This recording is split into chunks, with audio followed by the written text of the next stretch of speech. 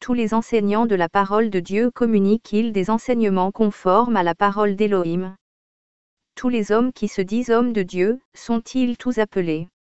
La réponse est non, mais pourquoi? La majorité des enseignements aujourd'hui ont une base biblique, c'est-à-dire que le nom de Jésus-Christ est nommé, des principes bibliques sont enseignés, mais étant à la fin des temps, le message initial enseigné par les apôtres de Jésus-Christ n'existe quasiment plus. Tel un verre rempli d'une eau pure et transparente, qui représente la doctrine de Jésus-Christ, y est mélangée une eau souillée et amère provenant de la chair, des traditions des hommes, des doctrines de démons, l'idolâtrie sur les hommes de Dieu. 1 Timothée 4h1. Aujourd'hui la parole d'Élohim qui est dure et tranchante devient, à cause des hommes, molle et mélangée avec le monde et les chrétiens en redemandent. Car il y aura un temps où ils ne supporteront pas la saine doctrine, mais aimant qu'on leur chatouille les oreilles, ils accumuleront en pile des docteurs selon leurs propres désirs. Et ils détourneront vraiment l'oreille de la vérité et se tourneront vers les fables. 2 Timothée 4h3. Ceux qui prêchent la vérité, la parole d'Élohim sans compromis sont traités de fous, sectaires, illuminés, faux prophètes etc. Pendant la loi, les hommes de Dieu étaient consacrés avec de l'huile d'onction, ce qui les consacrait au ministère d'Élohim.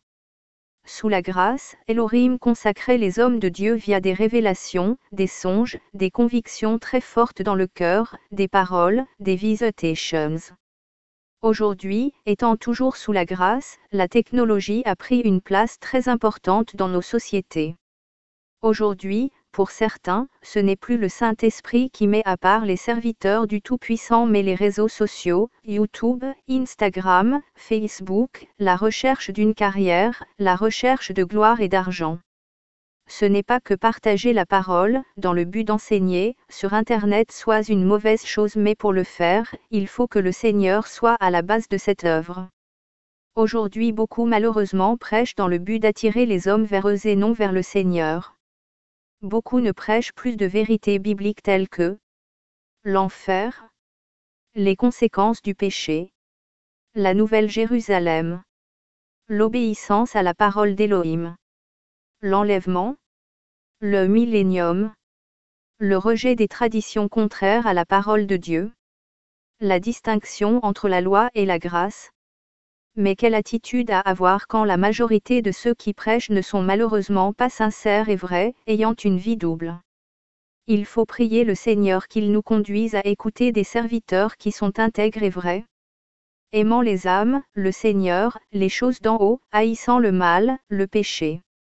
Soyons des chrétiens fermes connaissant notre identité, étant comme les chrétiens de Bré qui vérifiaient dans les Écritures si ce que l'apôtre Paul prêchait était conforme à la parole d'Élohim. Ne soyons plus emportés à tout vent de doctrine. Éphésiens 4h11.